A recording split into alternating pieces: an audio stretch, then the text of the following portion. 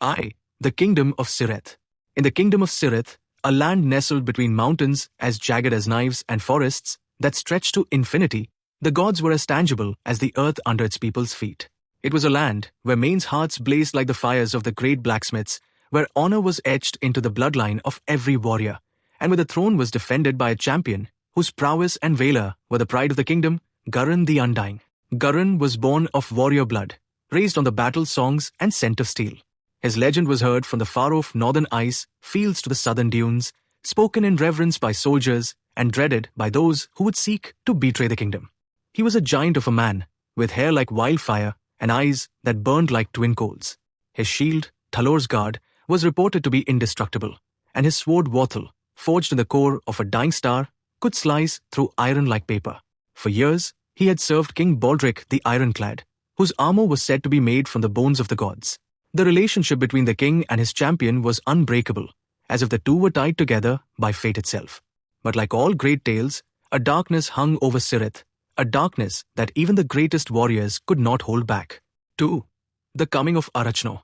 On the night before winter's coming, when the moon was low in the sky, there came a star storm over the kingdom. Black clouds churned in unexplained motions, obscuring the stars, and a biting cold fell on the land.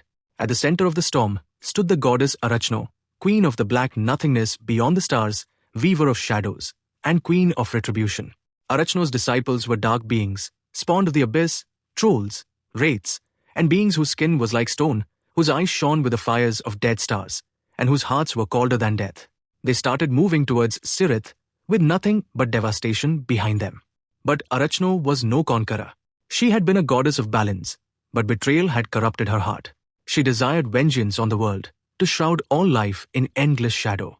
One evening, as the storm howled over the kingdom, a solitary figure emerged in the courtyard of the palace, an emissary of Arachno.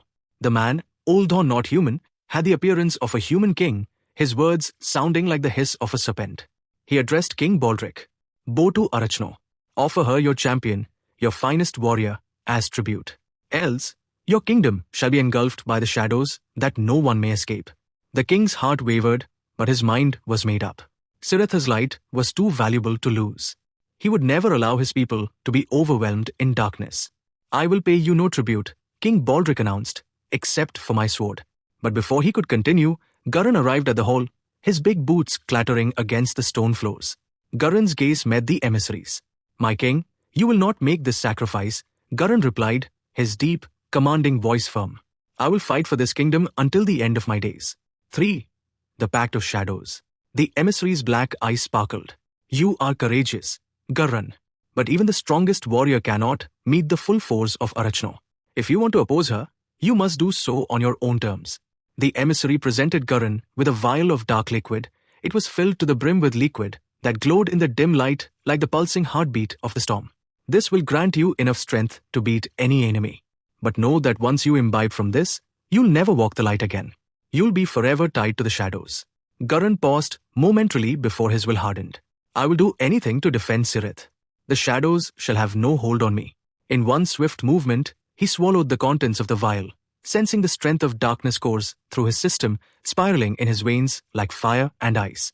The fluid seemed to engulf him, and as the power coursed through him, Gurren's eyes darkened to the hue of midnight. The emissary grinned, and with a black wave, the tempest ragging outside grew stronger. 4. The Last Battle. Morning sun arose to see Caereth besieged.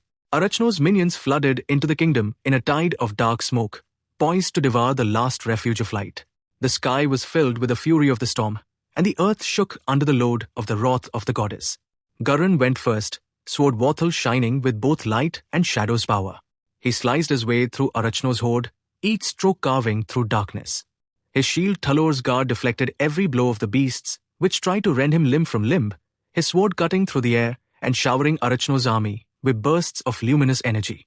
He walked with an unnatural speed and strength, each blow more destructive than the previous.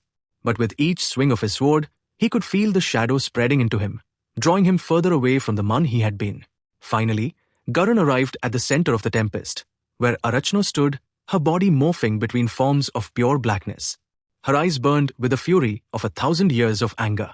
"You are no longer the man you once were, Gurren. You are mine now, a being of darkness."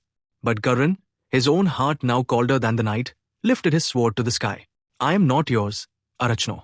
I am Caereth's, and I will die for it.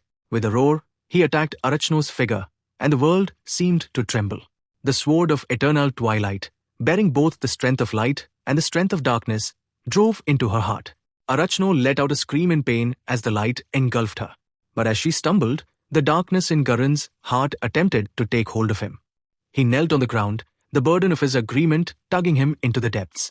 His frame seethed with the agony of the curse that now gripped him. We, the legacy of Garen. The kingdom of Caereth was preserved, but at a horrific price. Garen rested at the feet of the now lifeless goddess, his body motionless, his eyes fixed on the void.